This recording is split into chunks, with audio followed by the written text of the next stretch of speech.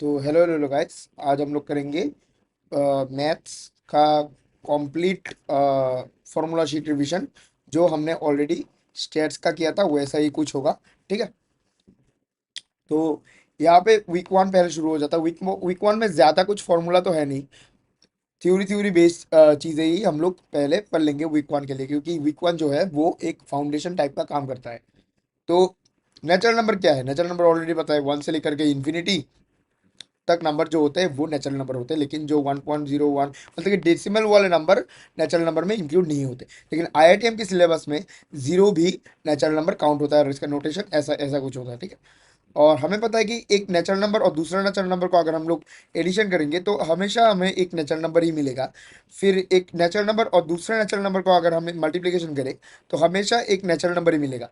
लेकिन एक natural number और दूसरे नेचुरल नंबर को अगर हम लोग सब्ट्रैक्शन करें तो हमेशा हमें नेचुरल नंबर नहीं मिलता। ठीक है। हमें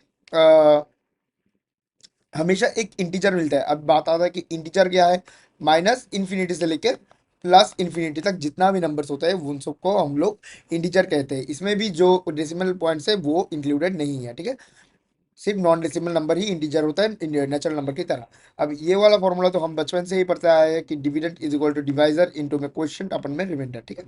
अभी बात होता है कि प्राइम नंबर क्या चीज़ है। मैं बहुत ही फास्ट फास्ट बोलूंगा, क्योंकि ये जो है एक रिवीजन सीरीज है।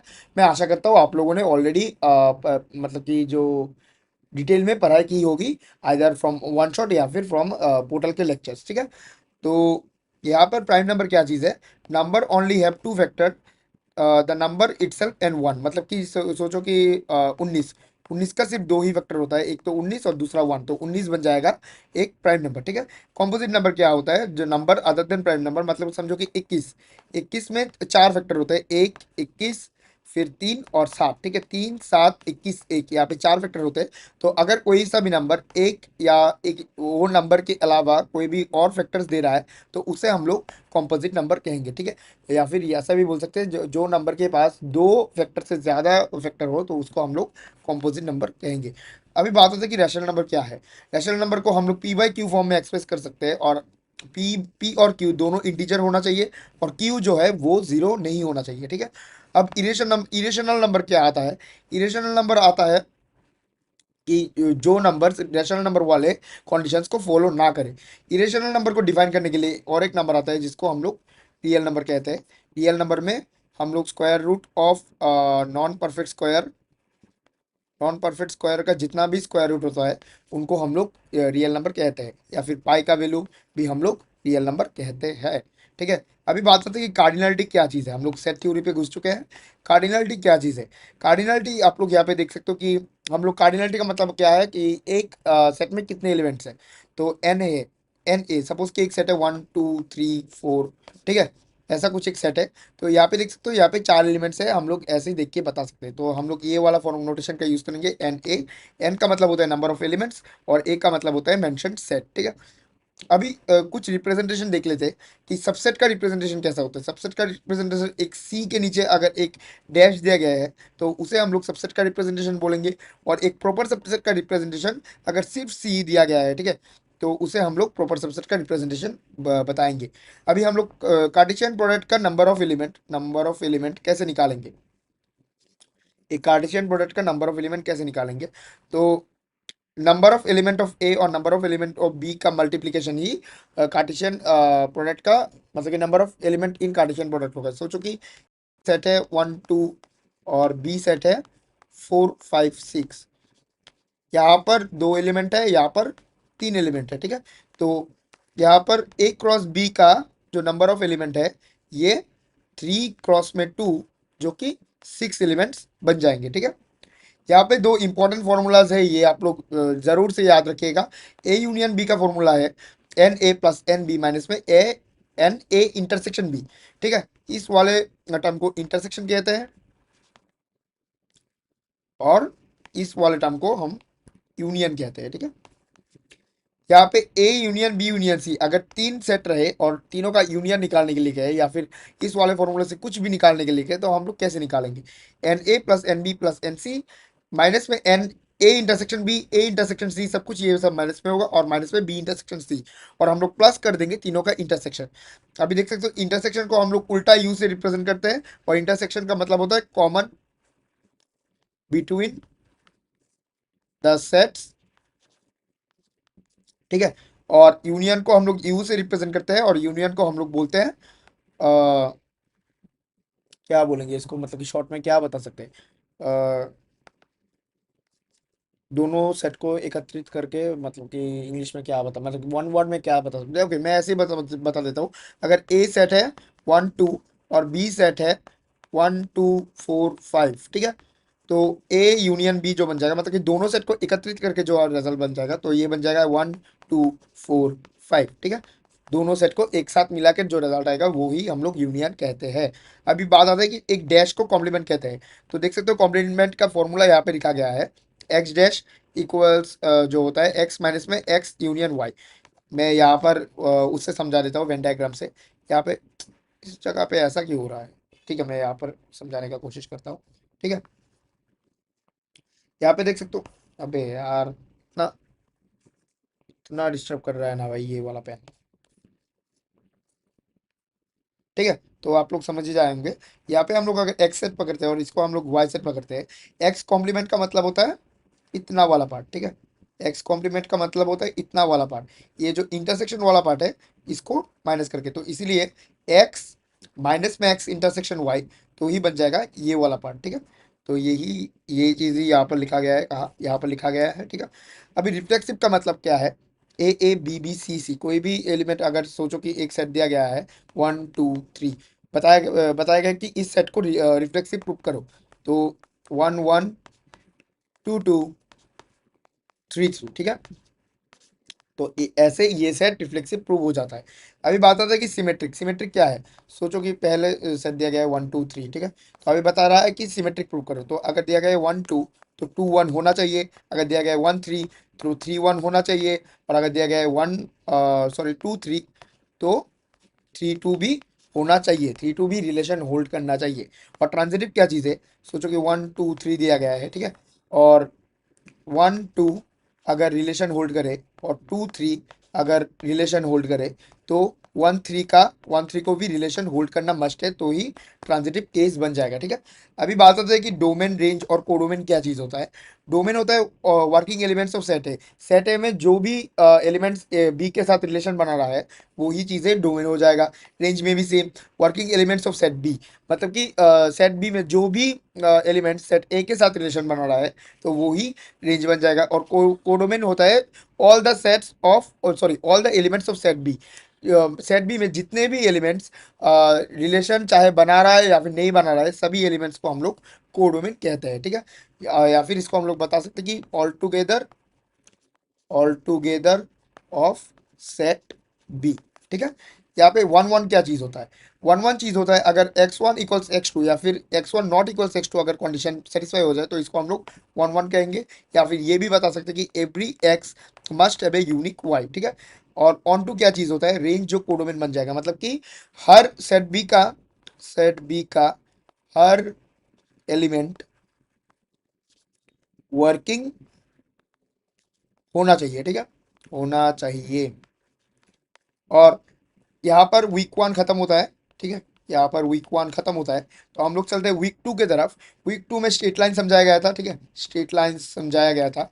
तो यहाँ पे देख सकते हो कि डिस्टेंस फॉर्मूला, तो डिस्टेंस फॉर्मूला अगर हम लोग देखें, डिस्टेंस फॉर्मूला ऐसा होता है x2 - x1 का होल स्क्वायर प्लस का y2 - y1 का होल स्क्वायर। सचो कि एक एग्जांपल दिया गया है कि 1 2 और 3 4, तो इसका डिस्टेंस फॉर्मूला बन जाएगा 3 - 1 का होल स्क्वायर प्लस 4 - 2 का होल स्क्वायर, ठीक है। ये पेन बहुत ही डिस्टर्ब कर रहा है, एक सेकंड इसको थोड़ा सा ठीक करने दो, ठीक है। तो अगर आप लोग देखो कि सेक्शन फॉर्मूला क्या चीज़ होता है, ठीक है, सेक्शन फॉर्मूला क्या चीज़ होता है, तो यहाँ पर अगर मैं सेक्शन फॉर्मूला कब यूज़ करके वो बता देता हूँ। अगर एक लाइन सेगमेंट दिया गया है, ठीक है, और लाइन सेगमेंट का दोनों पॉइंट दिया गया है पी क्यू, और बताया गया कि लाइन सेगमेंट को बीच मतलब कि एक रेशियो पे कट किया गया है, सोचो कि 2:3। तो कौन से पॉइंट पे कट किया गया है? अगर लाइन सेगमेंट को रेशियो में कट करने का बात हो तो हम लोग सेक्शन फॉर्मूला यूज करेंगे। अगर मिड पॉइंट पे कट होने का बात हो तो सेक्शन फॉर्मूला का नाम बदल के मिड सेक्शन फॉर्मूला हो जाता है। ठीक है, मिड सेक्शन फॉर्मूला बन जाता है और कुछ नहीं होता, सिर्फ एम और एन का वैल्यू वन हो जाता है और वो होता है।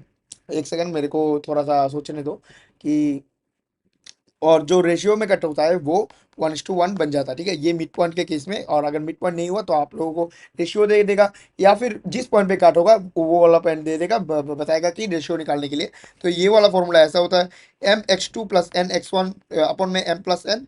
और यहाँ पे कॉमा होगा, याद रखना, प्लस माइनस मल्टीप्लाई डिवाइड कुछ मत दे देना। और कॉमा कॉमा देके m y2 plus n y1 upon में m प्लस एन। ठीक है, और अभी हम लोग ट्राइंगल का फॉर्मूला कैसे निकालेंगे? ये वाला फॉर्मूला आप लोग देख लेना। हम लोग ये वाला फॉर्मूला जो है डिटर्मिनेंट मेथड से भी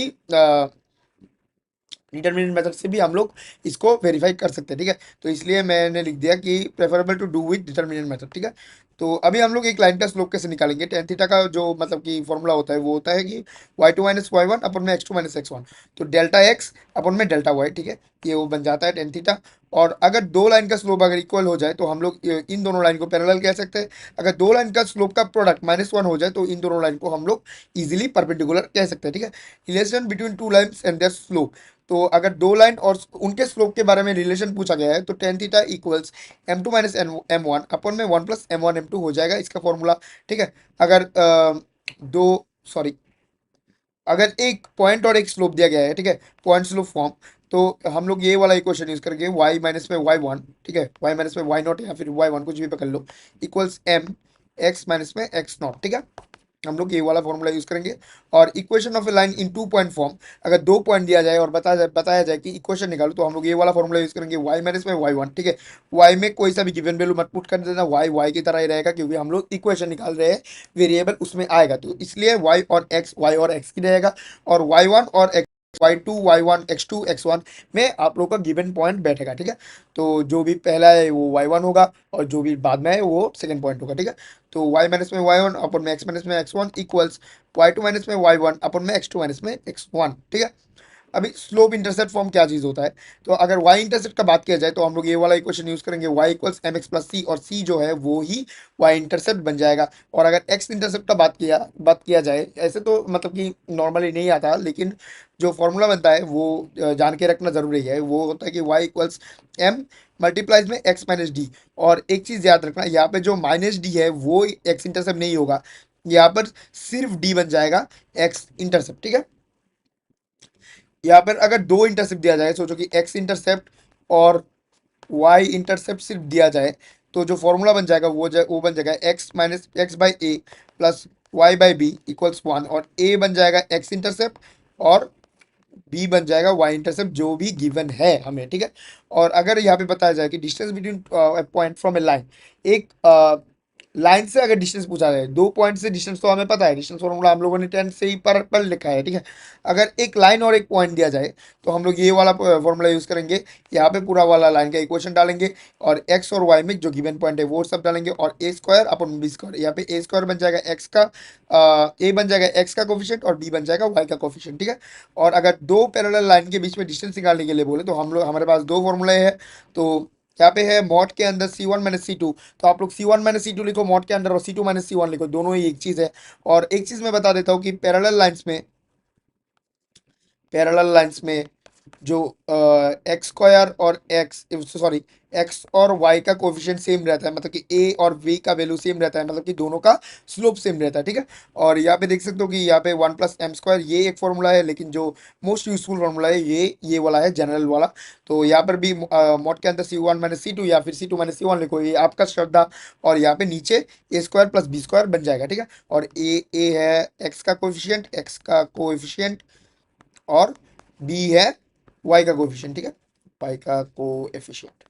और हम लोग यहाँ पर वीक 2 खत्म कर चुके हैं, तो हम लोग आ जाते हैं अभी वीक 3 पर। वीक 3 में एक पहले ही आ जाता है कि जनरल क्वाड्रेटिक इक्वेशन, वीक 3 पूरा क्वाड्रेटिक इक्वेशन के ऊपर बेस्ड है। तो एक जनरल क्वाड्रेटिक इक्वेशन ऐसा दिखता है, A X square plus B X plus C. ठीक है, अभी बात होता है कि एक्सिस ऑफ सिमेट्री क्या चीज होता है, मतलब कि हम लोग इसको वर्टेक्स भी कह सकते हैं। क्वेश्चंस में हमें वर्टेक्स ही कहा जाएगा। तो हम लोग वर्टेक्स वर्टेक्स निकालेंगे माइनस बी अपॉन में 2a। मैंने हजारों बार बता दिया कि बी ए बी और सी का वैल्यू मतलब कि मतलब क्या होता है ए बी और सी का मतलब। तो मैं यहाँ पर दोबारा इसको रिपीट नहीं करने वाला हूँ, ठीक है। अभी अगर बताए कि मैक्सिमम मिनिमम फाइंड करने के लिए, तो जो भी y में जो भी इक्वेशन देगा उसको हम लोगों को डिफरेंशिएट कर देना होगा, और डिफरेंशिएट करने के बाद हम लोग उसको जीरो के साथ इक्वेट कर देना होगा, ठीक है। अगर डिफरेंशिएशन आप लोगों को नहीं आता, मेरे चैनल पे ऑलरेडी वीडियो पड़ा है, मैं डिस्क्रिप्शन में वो वीडियो दे दूंगा, ठीक है। या फिर पिन कमेंट चेक कर लेना, ठीक है। तो यहाँ पे देख सकते हो कि एक पॉइंट ऑफ मिनिमा या फिर पॉइंट ऑफ मैक्सिमा हमें मिलेगा वाई डैश को जीरो पुट करने के बाद। ये पॉइंट ऑफ मिनिमा है या फिर पॉइंट ऑफ मैक्सिमा है, उसको कंफर्म करने के लिए y डैश को हम लोग फर्दर डिफरेंशिएशन करेंगे y डबल डैश में, ठीक है। और अगर y डबल डैश पॉजिटिव आ जाए तो वो पॉइंट ऑफ मिनिमा बन जाएगा। अगर पॉजिटिव आया तो मिनिमम वैल्यू, याद रखना मिनिमम वैल्यू नहीं, पॉइंट ऑफ मिनिमा, ठीक है। और अगर मतलब कि वो पॉइंट अगर हम लोग y पे जाके पुट करें तो मिनिमम वैल्यू देगा, और अगर y डबल डैश नेगेटिव आए तो पॉइंट ऑफ मैक्सिमा हो जाएगा, ठीक है।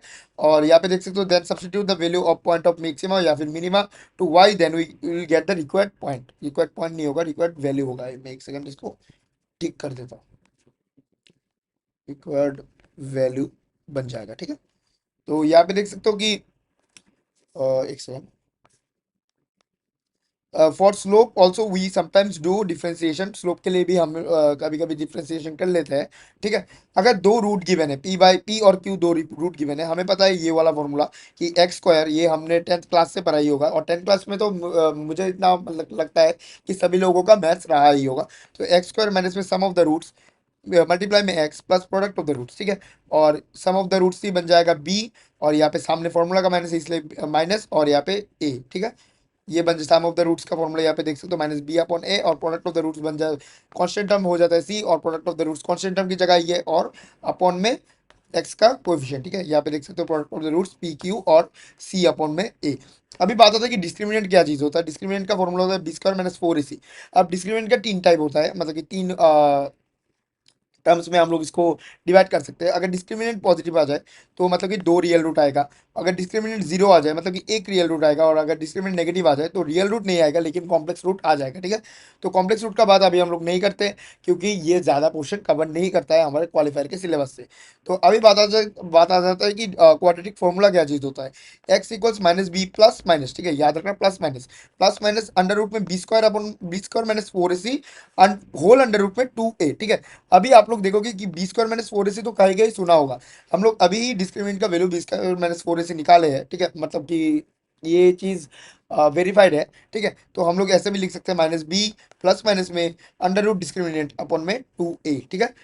तो यहाँ पे देख सकते हो एक क्वाड्रेटिक फंक्शन वर्टेक्स फॉर्म बोल के एक चीज़ है, इसका एक जनरल फॉर्मूला है x sorry Y equals A multiply में एक्स माइनस एच का होल स्क्वायर प्लस का के। यहाँ पर माइनस एच नहीं, एच और के जो होगा वही चीज वर्टेक्स कहलाएगा, ठीक है। यहाँ पर वीक 3 खत्म होता है, तो हम लोग चलते हैं जल्द से जल्द वीक 4 पे, क्योंकि ये एक रिवीजन सीरीज है, ये इसलिए मैं मैराथन की तरह भग रहा हूँ, ठीक है। तो वीक 4 क्या चीज़ है, अगर कोई सा भी टॉपिक में थोड़ा सा भी प्रॉब्लम हो तो वन शॉट मेरा देख सकते हो, ठीक है। तो सब कुछ ही अपलोडेड है। तो ये देख सकते हो आर्बिट्री पोलिनोमियल के एग्जांपल के साथ हम लोग समझ रहे हैं कि ऐसे ऐसे छोटे छोटे तीन टर्म को अगर हम लोग प्लस कर दे, तो ऐसे छोटे छोटे तीन टर्म को प्लस करने के बाद एक पोलिनोमियल बनता है, और ऐसे ऐसे छोटे छोटे तीन टर्म्स को ही हम लोग मोनोमियल कहते हैं, ठीक है। अभी बात आता है कि डिग्री ऑफ पोलिनोमियल हम लोग कैसे निकालते हैं। तो highest degree of a term को ही हम लोग डिग्री ऑफ पोलिनोमियल बताते हैं। और अगर degree of polynomial highest degree of term कैसे निकालते हैं, हाईएस्ट डिग्री ऑफ टर्म निकालने के लिए आप लोगों को डिग्री ऑफ वेरिएबल निकालना पड़ेगा। तो अगर वो सब चीज विस्तार में जानना है तो मैंने वीक 4 जो है वो ऑलरेडी वन शॉट में समझा रखा है, लाइव में वीडियो ऑलरेडी चैनल पे पड़ा हुआ है, आप लोग जाके देख सकते हो। यहाँ पे मतलब कि मैंने लिखा कि अगर दो पोलिनोमियल्स एक m डिग्री और एक m डिग्री के साथ, मतलब कि दो पोलिनोमियल का डिग्री है, सपोज कि m एक का है और दूसरे का n, तो जो रिजल्टेंट पोलिनोमियल आ जाएगा उसका डिग्री बन जाएगा m प्लस n। सोचो कि एक पोलिनोमियल जो है a पोलिनोमियल उसका डिग्री है 2, और दूसरा पोलिनोमियल का डिग्री है 3, ठीक है। तो जो रिजल्टेंट पोलिनोमियल आ जाएगा c, उसका बन जाएगा 2 + 3 हो जाएगा 5 डिग्री, ठीक है। वो एक फिफ्थ डिग्री पोलिनोमियल बन जाएगा।